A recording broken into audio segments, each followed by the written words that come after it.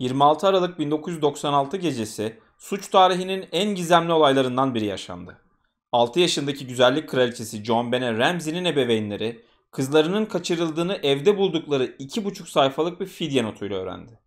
Saldırgan ya da saldırganlar arkalarında bıraktıkları notta $118.000 karşılığında JonBenét'in ailesine sağ salim teslim edileceğini vaat ediyor, fakat polisi ya da herhangi birini aramaları halinde kızlarını bir daha asla göremeyeceklerini de açıkça belirtiyordu. Yalnızca birkaç saat sonra korkunç bir keşif yapılacak ve olay bir cinayet vakasına dönüşecektir. Bugün sizlere gerçek olay yeri görüntüleri ve delillerle en ince ayrıntısına kadar JonBenét vakasını anlatacağım. İyi seyirler.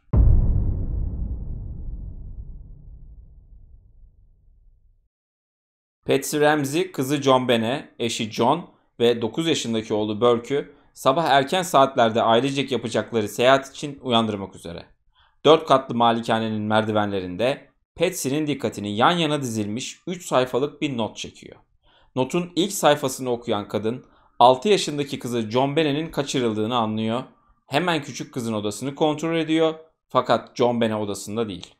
Önce büyük bir panikle kocasını uyandıran Patsy 0552'de 911 acil yardım hattını, daha sonra da çok yakın arkadaşları olan 2 farklı aileyi arıyor. Yalnızca 3 dakika sonra sabah 05.55'te Ramsey ailesinin evine ilk gelen polis memuru Rick French oluyor. Rick French'in hemen ardından da Ramsey ailesinin dostları eve gelmeye başlıyor. Evde neler yaşandığına ve fidye notunun detaylı analizine geçmeden önce 911 çağrısını dinleyelim. 911 emergency. Police. We have a kidnapping. Hurry, please. Explain to me what's going on, okay? There's a note left and our daughter's gone. A note was left and your daughter is gone? How old is your daughter? 6 years old. She's gone. 6 years old. How long ago was this? I don't know. I just found the note. And my daughter's Does it say who took her? What? Does it say who took her? I don't know. There's a ransom note here. It's a ransom note? It says SBTC. Victory. Please. Okay, what's your name? Are you Patsy Ramsey. I'm the mother. Oh my God. Please. I'm sending an officer over, okay? Please. Do you know how long she's been No, gone? I don't. Please, we just got out. Is she right here? Oh my God, please. Okay, Please, there's somebody. I am, honey. Please. Take a deep breath for me, Please, okay? hurry. Patsy.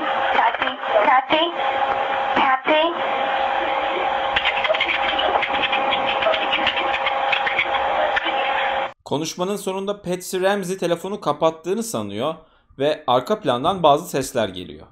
Bu sesler olayın yaşandığı 1996 yılındaki teknolojik imkanlarla anlaşılamadı, fakat sonraki yıllarda gelişen teknoloji sayesinde konuşmanın sonundaki birkaç saniyede Burke Ramsey'nin sesi duyuldu. Bu çağrıdan 3 dakika sonra olay yerine ulaşan ve fidye notunu okuyan polis memuru Rick French, küçük kızın kaçırıldığından emindir ve evi aramaya başlar. Eve zorla girildiğine dair hiçbir iz yok. Onlarca odayı, kapıyı ve pencereyi kontrol eden polis memuru, JonBenét'i kaçıran saldırgan ya da saldırganların evden nasıl kaçtığına odaklanmış durumda. Bodrum kattaki şarap mahzeni dışında tüm odaları arayan polis memuru anormal hiçbir ize rastlamıyor. Şarap mahzenini kontrol etmeme sebebi ise kapıdaki mandal kilidin kilitli halde olması. Rick French daha sonra vereceği ifadesinde saldırganlar eğer bu odadan kaçmış olsaydı kilit açık olurdu. Bu yüzden şarap mahzenini kontrol etmeye gerek duymadım diyecek. Eve gelen tek kişi bu polis memuru değil. Ramsey ailesinin yıllardır dostu olan Fleet White ve Priscilla White da olay yerinde. Fleet White küçük kıza dair herhangi bir iz bulmak için evi aramaya başlıyor.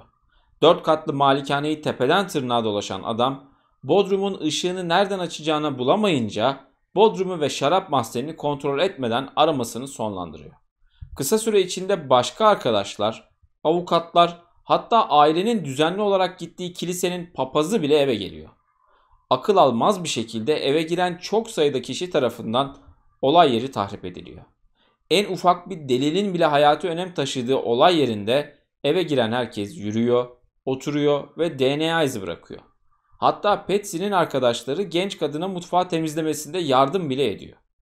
Olay yeri incelemelerinde ve otopsilerde kesinlikle uyulması gereken kontaminasyon kuralları vardır ve maalesef bu vakada kuralların tümü defalarca kez çiğneniyor. Eve gelenler fidye notunu elden ele sırayla okuyup yorum yapmaya çalışıyor. Şimdi bu tarihe geçen fidye notunu bir inceleyelim. Bay Ramsey, dikkatli dinle.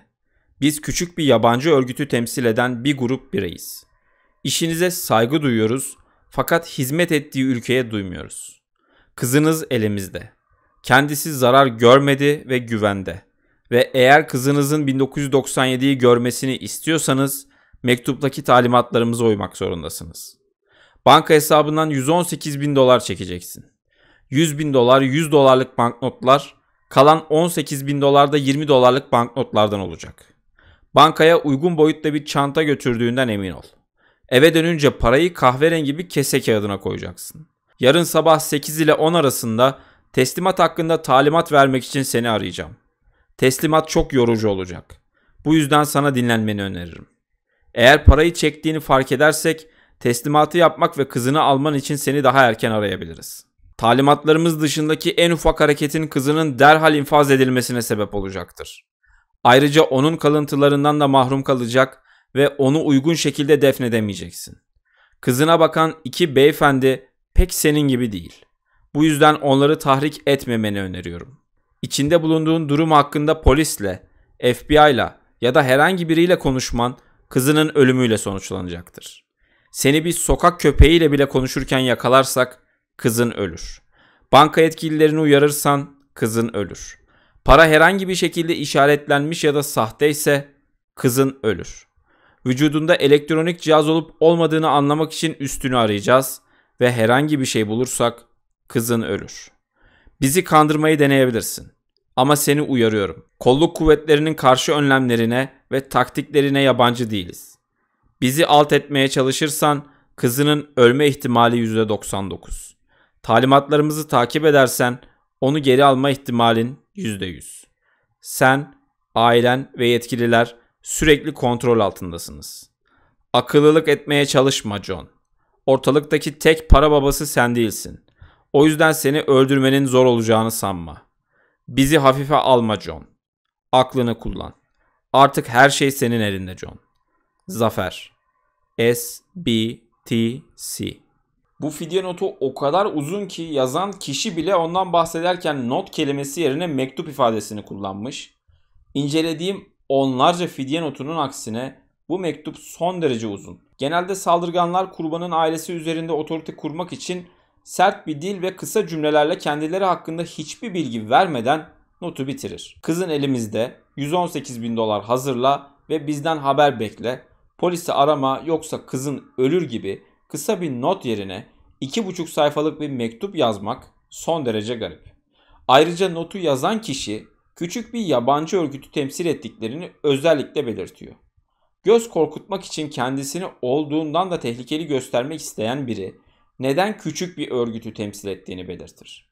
Bir diğer garip detay da istenen fidye miktarı. $100.000 değil, $500.000 değil, $1 milyon değil. Tam olarak $118.000. Bu çok spesifik bir miktar.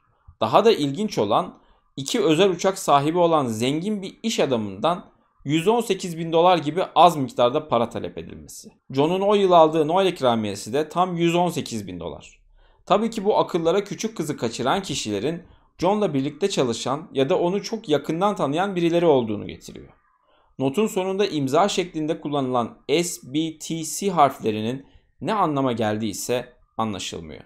Bu fidye mektubunda çıplak gözle görülmeyen çok daha gizemli detaylar var. Hepsini anlatacağım ve el yazısını analiz edeceğim. Fakat önce olayların en başına dönmeliyiz. 6 yaşındaki John Ben'e kaçırılmadan önce neler yaşadı?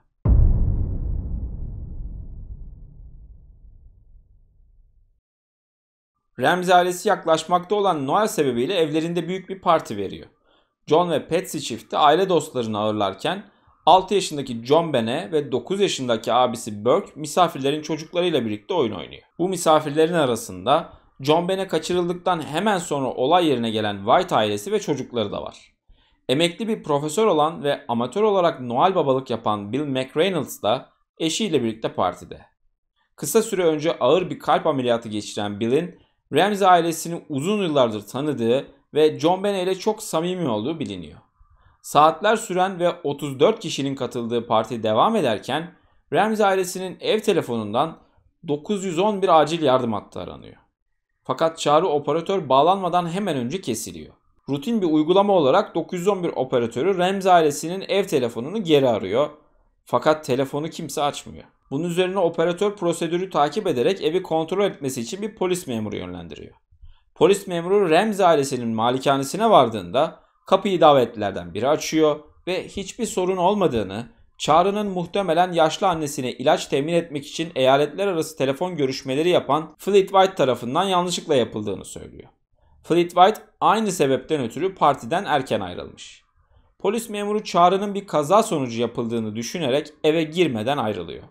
Saatler süren parti sona erip davetliler evlerine dönerken 3 gün sonra bu defa White ailesinin evinde gerçekleşecek partide görüşmek üzere vedalaşıyorlar. 26 Aralık gecesi yaşananlara geçmeden önce Ramsey ailesini biraz daha yakından tanıyalım. Bu evlilik John'un ikinci evliliği. İlk eşinden 3 çocuk babası olan John Ramsey 12 yıl sonra evliliği sonlandırma kararı alıyor. Ayrıldıktan 2 yıl sonra da kendisinden 14 yaş küçük olan Patsy ile evleniyor. Patsy bir güzellik kraliçesi. Eyaletin en güzel kadını seçilen Patsy ve John birlikte 2 evlat dünyaya getiriyor. John hızla kariyer basamaklarını tırmanıp servetini büyütürken Patsy de kızı John Benet'i güzellik yarışmalarına sokuyor. Henüz 6 yaşında olmasına rağmen saçlarını sarıya boyadığı, iddialı kostümler ve topuklu ayakkabılar giydirip abartılı makyajlar yaptığı kızını kendisi gibi bir güzellik kraliçesi yapmak isteyen Patsy adeta hayatını buna adıyor. Küçücük çocukların böylesine yıpratıldığı, objeleştirildiği, hatta belki de fetişize edildiği bu yarışmaların çocukların psikolojisine ciddi anlamda zarar verdiğini düşünüyorum. Ve John Benet de maalesef düşüncelerimi haklı çıkaracak sorunlar yaşıyor. Küçük kızın 6 yaşına gelmesine rağmen sürekli olarak altını ıslattığı biliniyor. Belki de katıldığı onlarca yarışma, yüzlerce prova ve annesinin başarı beklentisi John Benet için anksiyete bozukluğunu tetiklemiş olabilir. Ramsey ailesinin evindeki partiden yalnızca 3 gün sonra bu defa aynı arkadaş çevresi Noel'i kutlamak üzere Fleet ve Priscilla White çiftinin evinde toplanıyor. Ertesi gün erken saatlerde seyahate çıkacak olan Ramsey ailesi partiden erken ayrılıyor ve 21.15'te evlerine varıyor. Partiye ait dikkat çeken detaylardan biri John Benet'in partide yengeç yemesi. Bunun neden önemli bir detay olduğunu birazdan anlayacaksınız. 6 yaşındaki John Benet arabada uyumuş ve babası onu uyandırmadan kucağına alıp yatağına yatırıyor.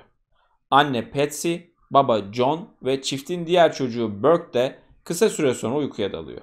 Saatler boyunca büyük bir huzur ve sessizlik içinde uyuyan Ramsey ailesinin hayatı Patsy'nin seyahat hazırlıkları için uyandığında bulduğu fidye mektubuyla alt üst oluyor.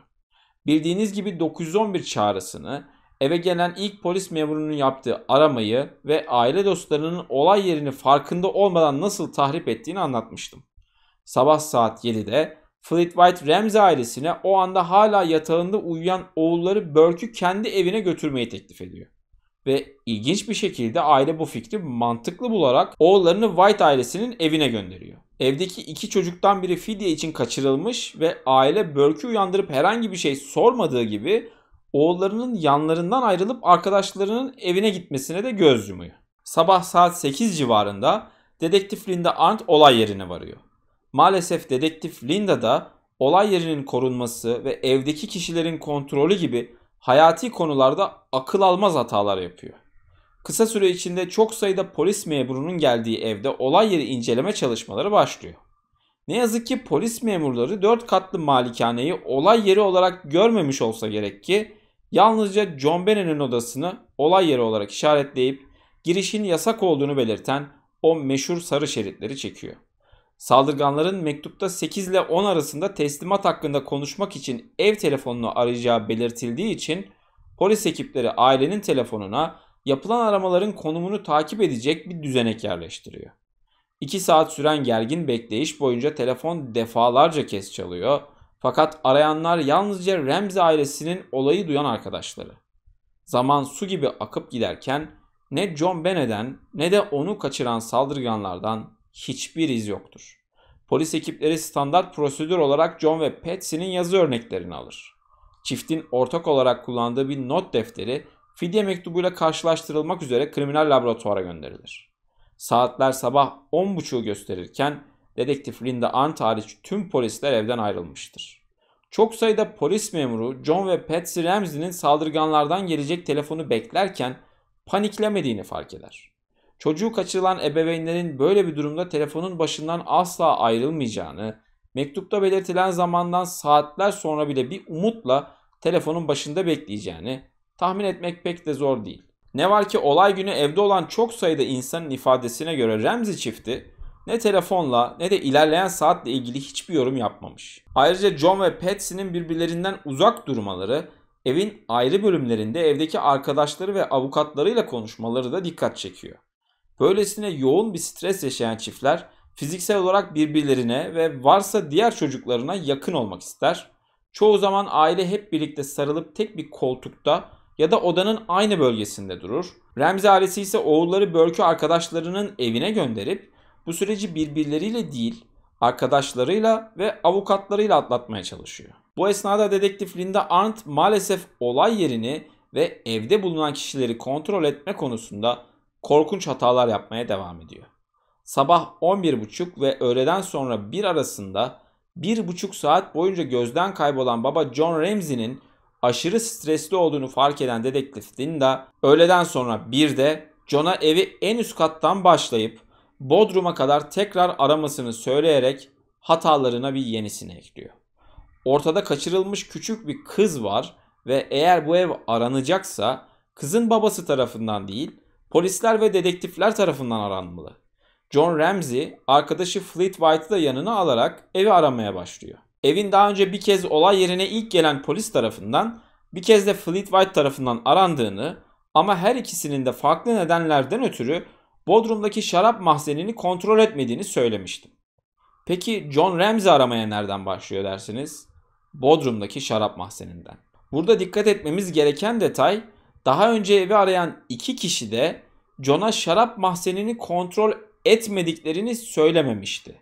Yani John'un aramaya mahzenden başlamak için herhangi bir sebebi yoktu. John Ramsey kendisini takip eden arkadaşı Fleet White ile birlikte doğruca Bodrum'a indi. Şarap mahzeninin kapısını açtı ve ikili korkunç bir manzarayla karşılaştı. Kırık bir pencere ve John Bennett'in battaniyeyle örtülmüş cansız bedeni. Battaniyeyi kaldıran John, kızının ağzında bir elektrik bandı, bileklerinde ve boynunda beyaz naylon bir ip ve boynundaki ipi sıkmak için kullanılmış bir tahta çubukla karşılaşır. Önce elektrik bandını söker, daha sonra kızın kollarındaki ipi sökmeye çalışır. Daha sonra büyük bir telaşla John Bennett'in cansız bedenini kucaklayıp üst kata çıkan John, cesedi herkesin gözü önünde koridora yerleştirir. Evdeki herkes gördükleri manzara karşısında şok olur ve dedektif Linda Arndt bir büyük hata daha yaparak cesedi tekrar kaldırıp salondaki Noel ağacının dibine koyar. Bu da yetmezmiş gibi üzerini bir de battaniyeyle örter. Bir olay yeri nasıl bu kadar tahrip edilebilir gerçekten aklım almıyor. Cesedin yerini 2 defa değiştirmek, vücut pozisyonunun ve DNA gibi kritik delillerin bozulmasına, ortamdaki diğer bireylerden hücresel düzeyde genetik materyal aktarımına sebep olur ve bırakın özel eğitimli bir dedektifi, hayatı boyunca hiçbir olay yerinde bulunmamış sıradan biri bile cesede yaklaşmaması gerektiğini bilir. Dedektif Linda, John Bennett'in cansız bedenini salonun zeminine koyduktan sonra küçük kızın babası John Ramsey kızının hayatta olup olmadığını soruyor. Otopsi raporuna göre John Bennett o anda yaklaşık olarak 12 saattir cansızdı ve emin olun böyle bir bedene dokunduğunuzda hayatta olmadığını anlarsınız. Ölüm sonrası vücudumuzda gerçekleşen ısı, kas tonu ve renk gibi bir takım değişiklikler aklınızdaki tüm soru işaretlerini giderir. Tabii ki ağır bir duygusal travma yaşayan John Ramsey tüm bunlara rağmen olayın verdiği stresle kızının yaşadığını umut etmiş olabilir. Kızlarının cansız bedeni bulunduktan sonra John ve Patsy arkadaşları tarafından evin farklı kısımlarında teselli ediliyor. Çiftlerin bu tür travmatik durumlarda birbirlerine çok daha yakın olması beklenir. Fakat Patsy arkadaşlarıyla birlikte mutfağı temizlerken John da Fleet White ve avukatları tarafından sakinleştiriliyor. Tüm ev olay yeri ilan edilip herkesin dışarı çıkartılması gerekirken evde temizlik yapılması tam bir skandal. Artık saat öğleden sonra 2 olmuş durumda ve çiftin diğer çocuğu 9 yaşındaki Burke hala olaydan habersiz şekilde Fleet White'ın evinde. Yapılan otopside John Bennett'in kafatasında küt bir cisim tarafından oluşan bir kırık tespit ediliyor. Fakat kafa derisinde çıplak gözle görülebilecek herhangi bir yara yok. Resmi ölüm nedeni ise kafa travması ile ilişkili olarak kurbanın boynunda bulunan ip tarafından nefessiz bırakılması olarak belirleniyor. Otopsi esnasında elde edilen diğer kritik bulgular ise şu şekilde. Kurbanın sırtında birbirlerinden 3,5 santim uzaklıkta sivri uçlu bir nesne tarafından bırakılan 2 yara izi ve kurbanın sindirim sisteminde bulunan ananas kalıntıları. Fidye mektubu üzerinde yaptığı çalışmaları tamamlayan uzmanlar da 2,5 sayfalık mektubun evdeki bir defterden alınan sayfalarla yine evden alınan bir kalemle yazıldığını tespit ediyor. Bu da yetmezmiş gibi evde 2 tane de deneme mektubu bulunuyor. Tüm bunların ne anlama geldiğini açıklayacağım. Fakat önce o gece neler yaşanmış olabilir bir bakalım. Akşam 9 çeyrekte Ramsey ailesi Noel partisinden dönüyor. John Bennett arabada uyuyakaldığı için babası kızını kucağına alarak yatağına yatırıyor. Hemen ardından da diğer aile üyeleri uykuya dalıyor. Otopsi bize John Bennett'in akşam 10 ile sabah 6 arasında öldürüldüğünü söylüyor. Demek ki bu süre içinde biri ya da birileri Ramsey ailesinin evine girdi. Evi arayıp bir kalem ve bir defter buldu ve fidye mektubunu yazmaya başladı. Yazdığı mektubu beğenmeyen saldırgan 2 defa mektubu baştan yazmaya başladı. Nihayet 3. denemesinde 2,5 sayfalık saçma derecede uzun mektubunu tamamladı. Kalemi ve kağıdı da tekrar aldığı çekmecelere koymayı ihmal etmedi. Tüm bunları yaptıktan sonra da kurbanını kaçırmaktan vazgeçip öldürmeye karar verdi. Ve bunu Bodrum'da bulduğu Patsy'nin boya fırçası ve beyaz naylon iplikten yaptığı son derece kompleks bir düzenek yardımıyla yaptı. Sonra da beyaz bir battaniye ile John Bennett'in cesedini örttükten sonra olay yerinden kaçtı. Saldırgan neden çok daha kısa bir fidye mektubu yazmadı? Neden mektubu önceden yazıp yanında getirmedi? Zaten öldürdüğü ve cesedini evde bıraktığı biri için neden fidye istedi? Neden bu kadar kompleks ve zaman alacak bir yöntem seçti? Nasıl bir insan serin kanlı bir şekilde cinayet işlerken kalemle kağıdı aldığı yere bırakacak kadar düzenli olabilir? İşte bu gibi sorular Ramsey ailesini John Bennett cinayetinin baş şüphelisi yaptı. Aynı mektubu ben metinden bakarak 15 dakikada yazdım. Katilin her kelimeyi özenle seçerek yazdığını göz önüne alırsak en az 45 dakika sürdüğünü düşünüyorum. Hiç vakit kaybetmeden adeta bir avukat ordusu oluşturan aile arkadaşlarına ve akrabalarına hiçbir koşul ve şart altında polise ifade vermemelerini söyledi. Böyle bir vakada John, Patsy ve Burke'ün 24 saat içinde ayrı ayrı sorgulanması gerekirdi. Fakat ailenin başarılı avukatları buna engel oldu. Yalnızca birkaç gün içinde Ramsey'ler PR uzmanlarından oluşan bir ekip tutarak basınla ilişkiler kurmaya başladı.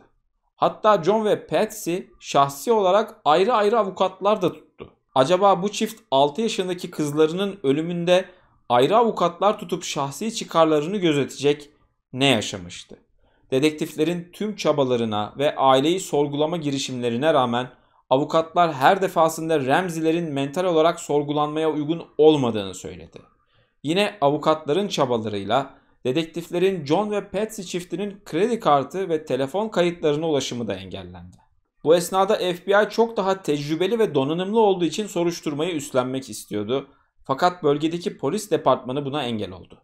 Vaka kısa sürede dünya çapında ün kazandı ve 31 Aralık 1996 günü gerçekleşen 6 yaşındaki güzellik kraliçesi John Bennett Ramsey'nin cenaze töreni milyonlarca kişi tarafından izlendi. Cenaze töreninden yalnızca 24 saat sonra John ve Patsy çifti CNN'in canlı yayınına katılarak röportaj verdi. Polis tarafından sorgulanmayı reddeden ailenin CNN gibi devasa bir kanalın canlı yayınında konuşmayı tercih etmesi garip karşılandı. Yayın boyunca polis ekiplerini katili aramak yerine kendilerine odaklanmakla suçlayan John ve Patsy, kızınızı dışarıdan gelen bir saldırgan mı öldürdü sorusuna evet yanıtı verirken başlarını hayır dercesine hareket ettiriyor. Kanalımda daha önce buna benzer bir beden dilini detaylı şekilde analiz etmiştim. Ekranınızın sağ üstünden o videomu da izleyebilirsiniz. CNN röportajındaki ilgi çeken bir diğer noktada kapanışta John Ramsey'nin Hayatımızın sonuna kadar kızımızın katilini arayacağız ifadesi. Kızı yalnızca birkaç gün önce öldürülen bir babanın katilin kısa sürede yakalanmayacağını düşünüp hayatımızın sonuna kadar aramaya devam edeceğiz demesi oldukça ilginç. Cinayetin işlendiği malikane olay yeri inceleme ekipleri tarafından 10 gün boyunca inceleniyor. Gördüğünüz bu fotoğrafta o çalışmalar esnasında çekiliyor. Mutfak tezgahındaki kasede süt ve ananas var. Bunun John Bennett'in en sevdiği yiyecek olduğu biliniyor. Fakat aile o gece eve geldiklerinde John Bennett'i doğruca yatağa yatırdıklarını söylemişti. Patsy Ramsey mutfak tezgahında duran ananas kasesi hakkında hiçbir fikri olmadığını söyledi. Hatırlarsanız size Noel partisinde küçük kızın akşam yemeği olarak yengeç yediğini söylemiştim. Otopsi esnasında vücudunda yengeç kalıntısı olmadığı için ananasın çok daha sonra, muhtemelen eve döndükten sonra yendiğini anlıyoruz. Ananas kasesi üzerinde yapılan incelemede Patsy Ramsey ve 9 yaşındaki oğlu Burke Ramsey'e ait parmak izleri, kasenin hemen yanında bulunan bardakta ise yalnızca Burke'ün parmak izleri bulunuyor. Patsy'nin kaseye ananas koymadığını söylemesine rağmen parmak izlerinin bulunması şüpheleri arttırıyor. Peki neden kasede John Bennett'in parmak izi yok? Bence küçük kız ananası eliyle kaseden alıp ağzına attı. Bu sayede hiç parmak izi bırakmadı. Ayrıca kasede hala ananas olması bu yemeğin bir şekilde bölündüğünü gösteriyor. Olay yeri incelemesi esnasında fark edilen bir diğer detay da cesedin bulunduğu mahzendeki kırık pencere. Fakat cam aylar önce John Ramsey tarafından kırılmış. Anahtarını evde unutup dışarıda kalan John eve şarap mahzeninin camını kırarak girmiş. Pencereye yeni bir cam taktırmak hep aklındaymış fakat bir türlü zaman ayıramamış. Şarap mahzeninde cinayet aracı olarak kullanılan Patsy'ye ait tahta bir boya fırçası, zeminde de Hi-Tech marka bir bot izi bulunuyor. Polislerin Hi-Tech marka bot giydiği biliniyor ve muhtemelen bu ayak izi de polislere ait. Dedektiflerin avukatlar tarafından koyulan engelleri aşması tam 4 ay sürecek ve aile ilk kez cinayetten 4 ay sonra 30 Nisan 1997 günü sorgulanacaktır. Ülkenin en prestijli ve donanımlı avukatlarına sahip olmak Ramsey ailesine inanılmaz imkanlar sağlar. Sorgudan haftalar önce vaka hakkında tutulan tüm polis kayıtları aileye sunulur.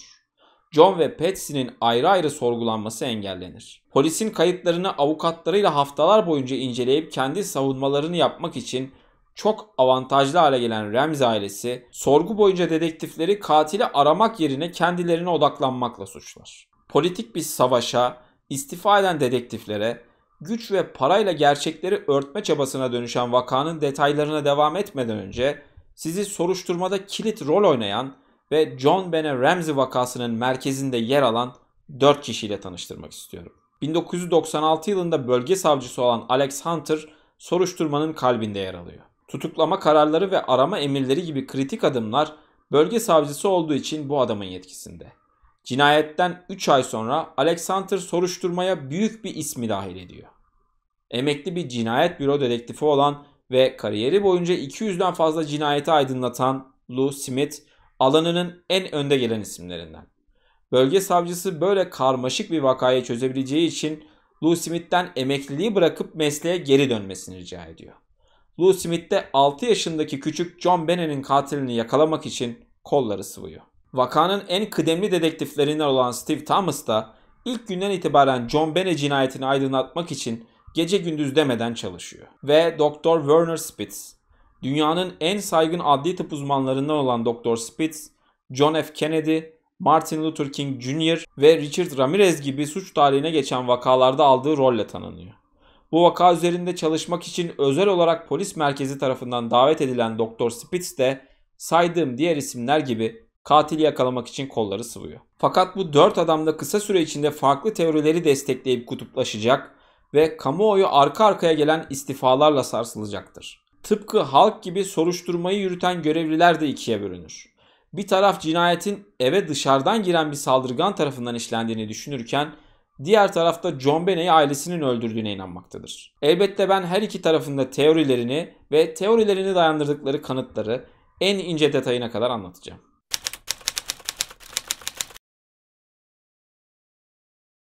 Deneyimli bir dedektif olan Lou Smith olay yerini ve kanıtları incelemeye başlıyor. Kısa süre içinde bu cinayetin eve dışarıdan giren bir saldırgan tarafından işlendiğini düşünmeye başlayan Lou Smith'in En büyük dayanağı şarap mahzenindeki kırık pencere. Saldırganın eve kırık pencereden girdiğini kanıtlamak isteyen Lou Smith bizzat pencereden içeri girerek bu olasılığın hiç de düşük olmadığını kanıtlıyor. Bölge savcısı Alex Hunter ve polis departmanının bir kısmı da Lou Smith'le aynı fikirde. Fakat bir problem var. Olay yerinde kaydedilen görüntülerde saldırganın girdiği ve çıktığı iddia edilen kırık pencerenin kenarlarında örümcek ağları açıkça görülüyor. Saldırgan teorisini destekleyenler örümceklerin çok kısa süre içinde ağlarını tekrar örebileceğini iddia ederken saldırganın gerçekten de John Benet'i fidye için kaçırma amacıyla eve girdiğini fakat planın kontrolden çıktığını ve olayın bir cinayete dönüştüğüne inanıyor. Otopsi esnasında John Benet'in sırtında birbirinden 3,5 santim uzaklıkta 2 yüzeysel yara izi bulunduğunu söylemiştim. Lou Smith bu yaraların bir elektroşok cihazı tarafından açılmış olduğu teorisini ortaya atıyor. Evde bu tür bir cihaz hiçbir zaman bulunamadı ve eğer yatağında uyuyan bir insana şok cihazıyla elektrik verirseniz bütün vücudu kasılır, yataktan düşer, etrafa çarpıp ses çıkarır ve eğer yapabilirse çığlık atıp evdeki herkesi uyandırır.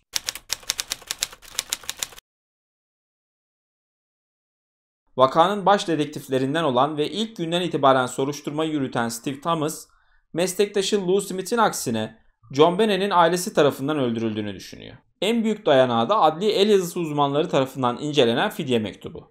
Kriminal laboratuvarda görev yapan 3 uzman tarafından incelenen mektubun Patsy Ramsey tarafından yazılmış olma ihtimali yüksek bulunuyor.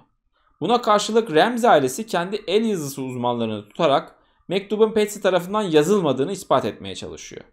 Fidye mektubundan ve Patsy Ramsey'den alınan yazı örneklerini ekranınızda görebilirsiniz.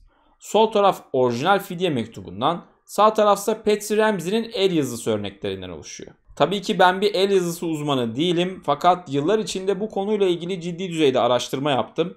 Özellikle ikili harf kombinasyonlarının manipülasyonu oldukça zordur. Yazısını değiştirmek isteyen biri aynı harfi farklı şekillerde yazmaya gayret gösterir. Fidye mektubunda da özellikle A harflerinin farklı şekilde yazıldığı ve genel olarak da yazıda bir titreşim olduğu görülüyor.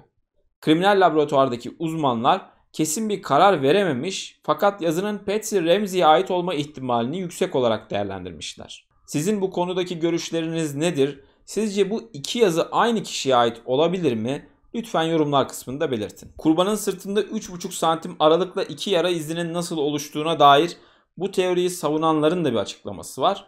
Bodrum'da Burke'ün bir tren seti var. Ve bu tren setinin rayları sivri metal pinlerle birbirine bağlanıyor. Sivri uçların arasındaki mesafede tam olarak 3,5 santim ve yara iziyle birebir eşleşiyor. Adli tıp uzmanı Dr. Werner Spitz, yaraların tren rayıyla kurbanın kan dolaşımı durduktan sonra açıldığını, bu nedenle herhangi bir kanamaya sebep olmadığını düşünüyor.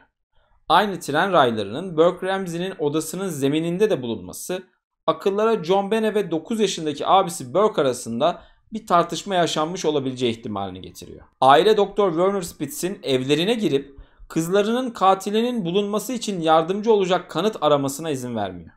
Yalnızca olay yeri fotoğrafları üzerinden araştırma yapmak zorunda kalan Dr. Spitz korkunç bir detay fark etti. Mutfak masasında duran büyük siyah bir el feneri. 3 büyük pille çalışan bu el feneri son derece ağır ve küt bir cisim. Otopsi raporlarını inceleyen Dr. Spitz bu el feneriyle kurbanın başının sağ kısmına bir darbe aldığını ve kafatasındaki kırığın bu şekilde oluştuğunu iddia etti. Çocukların kafatasları yetişkinlere göre çok daha yumuşak olduğu için dışarıdan hiçbir yara gözükmese de darbe beyin kanamasına yol açacak kadar sertti. Yani saldırgan ip ve boya fırçasını kullanmasaydı da zaten John Benet ölecekti. El fenerini inceleyen kriminal laboratuvar ne fenerde ne de içindeki 3 pilde tek bir parmak izi ya da DNA bulamıyor. Lütfen kendinize şu soruyu sorun. Hayatınızda hiç kumanda ya da el feneri gibi bir cihaza taktığınız pilleri sildiniz mi? Bu çok anormal bir şey. El fenerin içindeki piller mükemmel şekilde korunuyor ve üzerlerinde bir iz olmamasının tek açıklaması birinin bu pilleri silmesi. Cinayeti ailenin işlediğini düşünenler düzeneğin dikkat dağıtmak için bilerek kullanıldığını iddia ediyor. Ayrıca kurbanın el bileklerine bağlanan ipler ağzındaki bandı çıkartmasına engel olamayacak kadar uzundu. Yani muhtemelen ipler ve bant da suçu başka biri işlemiş gibi göstermek için sonradan düzenlenen sahte kanıtlardı. Bir diğer ipucu da cesedin üzerine örtülen beyaz battaniye. Bir cinayet kurbanının üzeri katil tarafından örtüldüyse çok yüksek ihtimalle katil kurbanı yakından tanıyordur. Katillerin davranış modellerinden bahsederken değinmek istediğim bir konu daha var. Neredeyse her zaman katiller kurbanlarını yanlarında bir görgü tanığı varken bulmak ister. Bu sayede üzerindeki şüpheleri kaldırmayı ve kendisi için tanıklık yapabilecek birilerini elde etmeyi amaçlarlar. Bu vakada da John Bennett'in cesedi saatler sonra babası John tarafından yanında en yakın arkadaşı varken bulunuyor. Şarap mahzenindeki pencerenin kırık olduğunu bilen John'un saatler boyunca mahzeni kontrol etmemesi son derece şüpheli. İlginç bir diğer detay da 911 çağrısında gizli. Patsy Ramsey dedektiflere 26 Aralık 1996 gecesi uyandığını, notu gördüğünü, ilk birkaç satırı okuduktan sonra kızının kaçırıldığını anladığını ve koşarak odasını kontrol ettiğini söylüyor. John Bennett'in yatağında olmadığını görünce de kocasını uyandırıp hemen 911 acil yardım hattını arıyor. Peki Patsy notun tamamını okumadıysa, notun en sonunda yazan Zafer SBTC ifadesini nasıl 911 operatörüne söyleyebiliyor? Biraz da kendi teorimden bahsedeyim. Ben de John Bennett'in aile içi bir cinayete kurban gittiğini düşünüyorum. Fakat bence yaşananlar bir kaza olarak başladı. Elimizde aralarında 3 yaş olan 2 kardeş var. Bu çocukların kavga edeceği, birbirlerini kıskanacağı gün gibi ortada ve bu son derece normal. Ama bu çocuklardan birini süsleyip püsleyip ihtişamlı kostümlerle televizyona çıkartır. 3 yaş büyük abisine de kız kardeşinin nasıl ödüller aldığını, taçlar taktığını izletirseniz kıskançlığın dozu biraz kaçabilir. Patsy kızının bir star olmasını o kadar çok istiyordu ki onun bir çocuk olduğunu ve kendisinin bir de oğlu olduğunu unuttu. John Bennett'in yüzlerce fotoğrafı, televizyon kaydı, ödülü, madalyası her şeyi var. Peki Burke Ramsey kim? John Bennett'in abisi. Bence Burke bunu anlamaya başladıktan sonra aile evde sorunlar yaşamaya başladı. John Bennett'in fotoğraflarını çeken bir kadın bir gün Burke'ün golf sopasıyla çok sert bir şekilde kardeşinin yüzüne vurduğunu söylüyor. Golf oynarken bir kaza yaşanmış olabilir mi? Tabii ki olabilir. Peki Burke kız kardeşinin modellik kariyerini bitirmek isteseydi ona nasıl bir zarar vermeyi düşünürdü? Yüzünde bir yara izi bırakmayı ve kariyerini mahvetmeyi düşünmüş olabilir mi? Bence kesinlikle olabilir. Çoğu insan çocukları masum ve saf olarak tanımlar ama çocuklar çok kurnaz ve kindar da olabilir. Burke'le ilgili başka bilgiler de var. Cinayetten bir süre önce Ramsey ailesinin evinde çalışan bir kadın birkaç defa Burke'ün dışkısının banyonun duvarlarına sürdüğünü söylüyor. İlgi çekmeye çalışan kıskanç bir çocuk tam da bunu yapardı. Hele ki tüm sahne ışıkları üzerinde olan kız kardeşi altını ıslatıyorken. Kendi zihninde kız kardeşinin yaptığını bir adım daha öteye götürüp daha iyisini yapmak ve daha fazla ilgi almak istiyordu. Bir başka temizlik görevlisi de John Bennett'in yatağında bir defasında dışkı bulduğunu belirtti. Belki de Patsy kızına altını ıslattığı için kızıyordu ve Burke annesinin kız kardeşine daha çok kızmasını sağlamak için böyle bir yöntem seçti. Cinayetten yalnızca bir gün önce John Bennett'e alınan şekerlerin olduğu kutuda da insan dışkısı bulundu. Burke'ün kız kardeşiyle ve kız kardeşinin gördüğü ilgiyle bir sorunu olduğu bence açıkça ortada. 26 Aralık 1996 gecesini bir de kendi teorime göre anlatayım. Ramsey ailesi gerçekten de söyledikleri saatte eve geldi. John Bennett ya uyanıktı ya da uykusundan uyandı. Kendisinden 3 yaş büyük abisi Burke'ü mutfakta ananas yerken gördü ve eliyle bir parça ananas aldı. Sinirlenen Burke de mutfak masasının üzerindeki el feneriyle kız kardeşine vurdu. Daha sonra da hayatta olup olmadığını anlamak için tren raylarının sivri pinlerini batırdı. Bir şekilde olayı fark eden John ve Patsy kızlarını kaybettiklerini anladı. Oğullarını da kaybetmek istemediler ve cinayetin üzerine örtmeye karar verdiler. Burke'ün gerçekten de öldürme niyetiyle vurmadığını düşünüyorum. Muhtemelen Patsy ve John Burke'e ne olursa olsun odasından ayrılmamasını söylediler ve plan yapmaya başladılar. Beyin kanaması geçiren kızlarını bodruma indirdiler. Patsy'nin boya fırçasını ve beyaz naylon ipliği kullanarak nefret dolu bir sahne tasarladılar. Ama evlatlarının üzerini de beyaz bir battaniyeyle örtmeyi ihmal etmediler. Yukarı çıktılar ve Patsy Ramsey fidye mektubu denemelerine başladı. 2 kez deneyip başarısız oldu ve nihayet 3. mektubu tamamladı. Burke'le konuşup asla kimseye hiçbir şey anlatmamasını söylediler ve 911 aradılar. Polis ekiplerine defalarca kez 911 konuşması esnasında Burke uyuyordu demelerine rağmen yıllar boyunca gelişen teknoloji sayesinde konuşmanın sonunda derinden bir çocuk sesi duyulduğu anlaşıldı. Benim teorim bu kadardı. Şimdi vakanın gerçeklerine geri dönelim. Delillerin yoruma bu denli açık olmasının ve cinayetin bir türlü çözülememesinin ana nedeni 26 Aralık 1996 günü eve giren çok sayıda kişi tarafından olay yerinin kirletilmesi ve Ramsey ailesinin avukatları. 27 Nisan 1997 günü Ramsey ailesi kızlarının katili hakkında bilgi verilmesi karşılığında $100.000 bir ödül vaat ediyor. 1 Ağustos 1997 günü cinayetten tam 8 ay sonra John Bennet'in abisi Burke nihayet ilk defa sorgulanıyor. Görüntülerde Burke'ün kendinden emin ve sakin tavrı dikkat çekiyor. Muhtemelen ailesinin avukatları tarafından 8 ay boyunca bu sorguya hazırlandığını düşünürsek bu kadar hazırlıklı olması gayet normal. 6 Ağustos 1998 günü John Bennet'in ailesi tarafından öldürüldüğüne inanan Steve Thomas istifa ediyor. Bu özel bir gün. John Bennet'in doğum günü.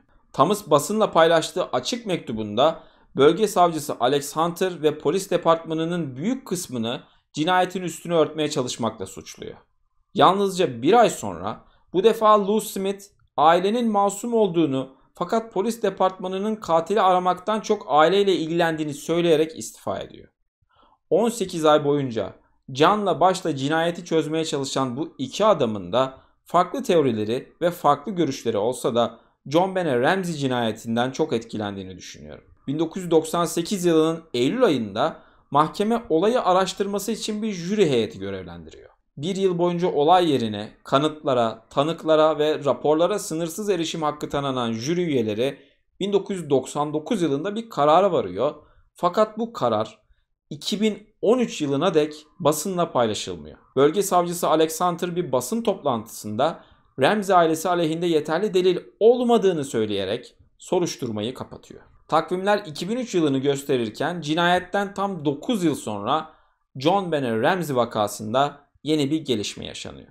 Olay gecesi John Bennett'in üzerindeki iç çamaşırında iki farklı erkeğe ait DNA bulunuyor. John ve Burke Ramsey'den 1996 yılında alınan örneklerle karşılaştırılan DNA eşleşmiyor. Tabii tüm televizyonlarda ve haber başlıklarında ailenin 9 yıldır boş yere suçlandığı anlatılıyor. Bu aslında bugün günümüzde hala devam eden bir bilgi kirliliğinden ibaret. Bu vaka hakkında daha önceden bir şeyler okuduysanız ya da izlediyseniz John Bennett'in iç çamaşırında DNA bulunduğu şeklinde laflar duymuş olabilirsiniz. Bulunan DNA bizim Touch DNA ya da Trace DNA dediğimiz son yıllarda geliştirilen bir DNA analiz metoduyla elde ediliyor. Dokunduğumuz her objede, her yüzeyde bir miktar DNA bırakırız ve bu bizden sonra o yüzeye dokunan başka kişilere de aktarılır. DNA'nın kendi kendine 500 yılda yok olduğunu da göz önüne alınca inanılmaz bir kaos oluşuyor. İşte bu yeni Trace DNA eski klasik metotlarla bulunan DNA'dan binlerce kat daha küçük. Teknolojinin ilerlemesiyle birlikte bu genetik materyalleri takip etme imkanı bulduk ama bu da yeni sorunlar doğurdu. Bir varsayım üzerinden anlatayım. Çin'deki bir fabrikada iç çamaşırını katlayıp ambalajlayan bir işçinin DNA'sı John Bennett'in iç çamaşırında bulunmuş olabilir.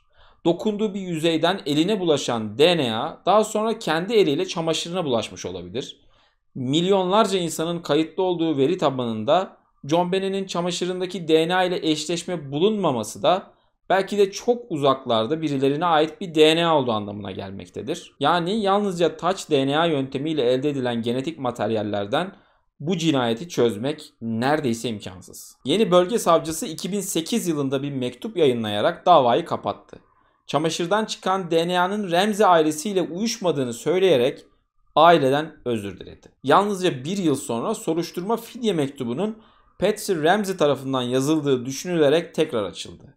1998 yılında dava üzerinde çalışan jürinin kararı basınla tam 15 yıl sonra 2013'te paylaşılıyor. Jüri üyeleri John ve Patsy çiftinin çocuklarını tehlikeye atmak ve cinayet soruşturmasını engellemek suçlarından yargılanmasını tavsiye etmiş. Dönemin bölge savcısı olan ve cinayeti eve dışarıdan giren birinin işlediğini düşünen Alex Hunter ise yeterli delil olmadığı için Ramsey ailesinin yargılanmasına engel olmuş. Bu adamın iş arkadaşlarına verdiği kararı açıklarken bu politik bir karar, ben de etrafımdaki insanlarla iyi geçinmeliyim dediği biliniyor. 15 Ağustos 2006 günü John Mark Carr adındaki bu adam Bangkok'ta tutuklandı. 41 yaşında bir öğretmen olan John Mark Carr, John Benet'i kazayla öldürdüğünü itiraf etti. Polis tarafından sorgulanan adamın yalan söylediği ve olayla hiçbir bağlantısı olmadığı kısa sürede anlaşıldı. Olayla ilgisi olduğu düşünülen bir başka şüpheli de Gary Oliva. Çeşitli suçlardan dolayı uzun yıllardır cezaevinde olan Oliva'nın 1996 yılındaki cinayetten birkaç gün sonra bir arkadaşını arayıp çok kötü bir şey yaptım dediği ve ağladığı biliniyor. Dedektifler bu adamın da olayla bir ilgisi olmadığını düşündüler. Ve belki de bu isimlerin en ilginç olanı Bill McReynolds. Hatırlarsanız bu adamın emekli bir profesör ve amatör bir Noel Baba olduğundan bahsetmiştim.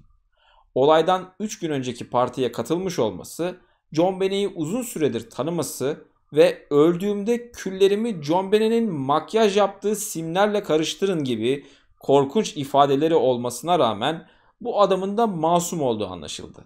Belki bir tesadüf ya da ipucu olabilecek bir diğer noktada Noel Baba Bill McReynolds'ın kendi kızının da John Benet'den tam 22 yıl önce aynı gün 26 Aralık'ta kaçırılmış olması.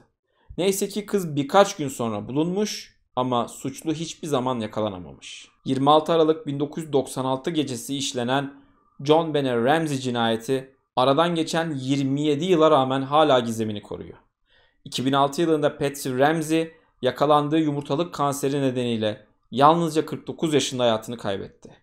John Ramsey 2011 yılında tekrar evlendi, günümüzde 79 yaşında ve 3. eşiyle yaşamaya devam ediyor. Burke Ramsey artık 37 yaşında yetişkin bir adam. Ailesi ve kendisi hakkında yapılan kitaplara ve belgesellere dava açarak yüz milyonlarca dolar para kazandı.